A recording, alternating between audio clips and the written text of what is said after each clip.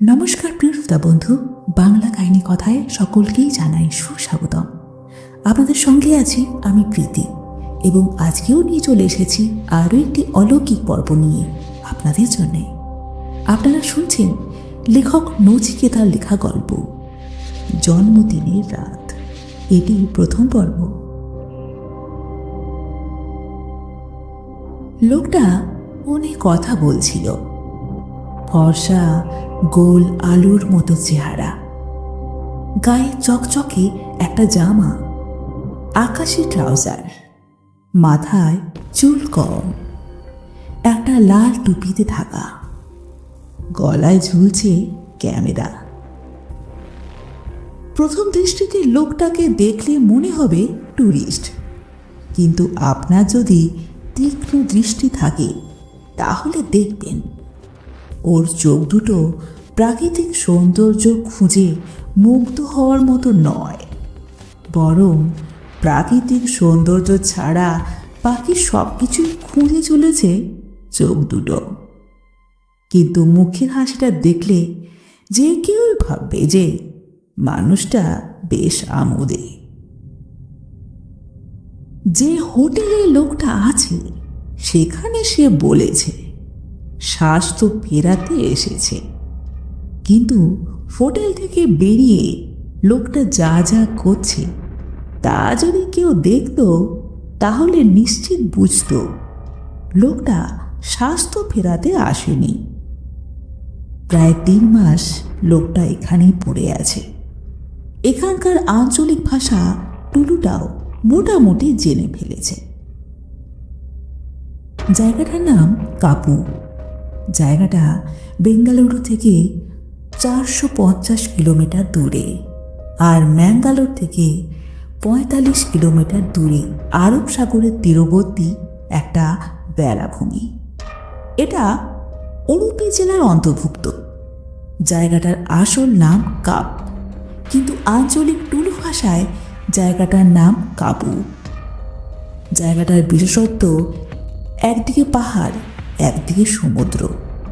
মূল আকর্ষণ একটা লাইট হাউস। জায়গাটা ভীষণ নির্জন। নিচে দাঁড়িয়ে লাইট হাউসটাকে একটা দৈত্যের মতো মনে হয় ওর ভয়ে সমুদ্রটা আর এগোতে পারছে না। এখানে লোকবসতি ভীষণই কম, টুরিস্টও খুব কম আসে, সেজন্য হোটেলও প্রায় নেই বললেই চলে। পাহাড়ের গায়ে একটা মিশনারি স্কুল আছে, যার ছাত্র সংখ্যা বেশ কম। স্কুলের কাছাকাছি একটা বাজার মতো আছে, একটা না চলা গ্রামীণ ব্যাংক আছে কিছু কুটির যাতে বাস করে কিছু আঞ্চলিক মানুষ। তাদের সেই অর্থে কোনো পেশাও নেই। কখনো মাছ ধরে, কখনো আবার জঙ্গলের কাঠ বেচে, আবার কখনো টুরিস্টদের জন্য খাবার বিক্রি করে। টুরিস্ট বলতে কিছু তরুণ তরুণী এখানে আসে। সকালে সমুদ্রে দাপাদাপি করে, দুপুরে জঙ্গলের নরম অন্ধকারে মিশে যায়, তারপর বিকেল হলেই চলে যায়।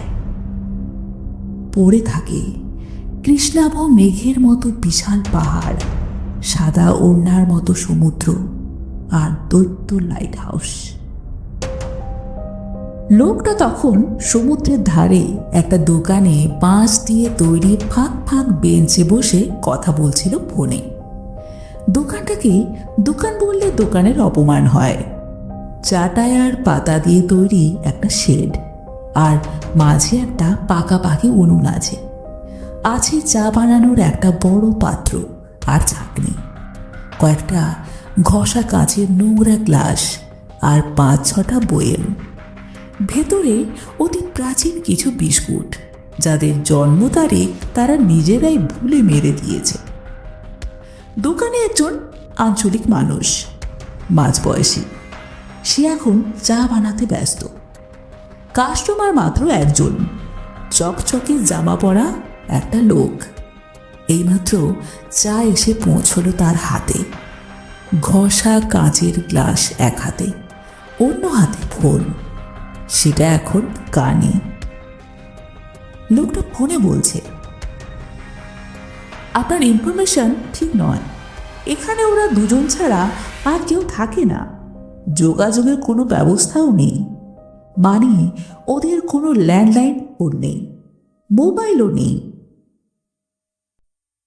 থাকলেও অবশ্য কোনো কাজে লাগতো না, কারণ পাহাড়ের ওপরে কোনো ফোনেরই নেটওয়ার্ক কাজ করে না।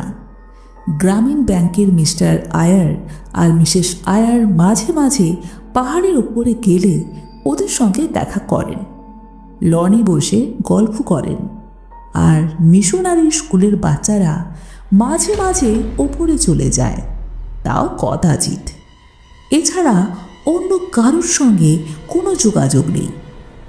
অন্তত 3 মাসে তো দেখলাম না। এলাকার লোকও অন্য কাউকে কোনোদিন বুড়ো বুড়ির সঙ্গে দেখা করতে কিংবা আসতে দেখেনি। আমি সব খোঁজ নিয়েই দেখেছি। 2 সপ্তাহে একবার বুড়ো নিচের বাজারটাতে আসে।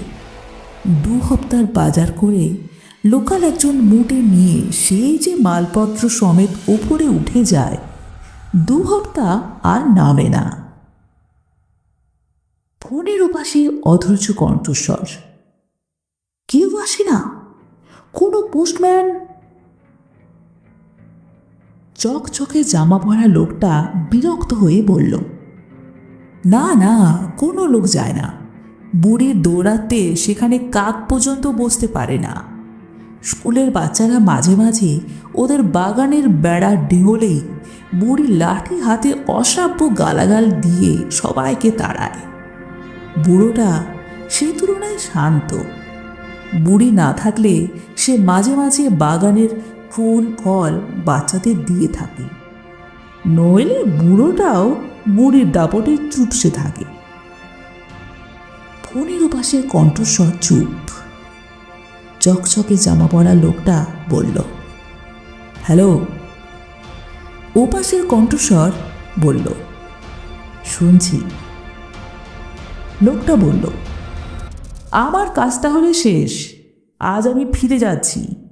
আপনার বিলটা পাঠিয়ে দেব। বাকি পেমেন্টের চেকটা আমার এজেন্সিতে পাঠিয়ে দেবেন। ওপাশের কণ্ঠস্বর একটু যেন অন্যমনস্ক। বুড়োটা 2 হপ্তার বাজার করে উপরে উঠে যায়। তা কি বাজার করে? এপাশের লোকটার বিরক্তির বাঁধ ভেঙে গেল। কি আবার? আপনি আমি যা খাই, যা যা ব্যবহার করি। বলেই একটু চুপ করে ফের বলল, ও, একটা কথা জানাতে ভুলে গেছিলাম। 1 হপ্তাহ আগে বুড়ো বুড়ি মিস্টার আয়ারকে 100 গ্রাম বেকিং পাউডার শহর থেকে আনতে বলেছিল। ফোনের কণ্ঠস্বর চুপ। তারপর চিবিয়ে চিবিয়ে বলল, শর্মা, পেমেন্টের জন্য তাগাদা দিচ্ছিলে না? তোমায় যদি 1 পয়সা না দিই তাহলেও কোনো অন্যায় হবে না। চকচকে জামা পরার ডিকে শর্মা তোতলায়। কেন? ফোনের লোকটা ঝাঁঝিয়ে উঠে বলল, নিজেকে বিরাট প্রাইভেট ডিটেকটিভ ভাবো, তাই না? গাধা, তুমি একটা নিরেট গাধা।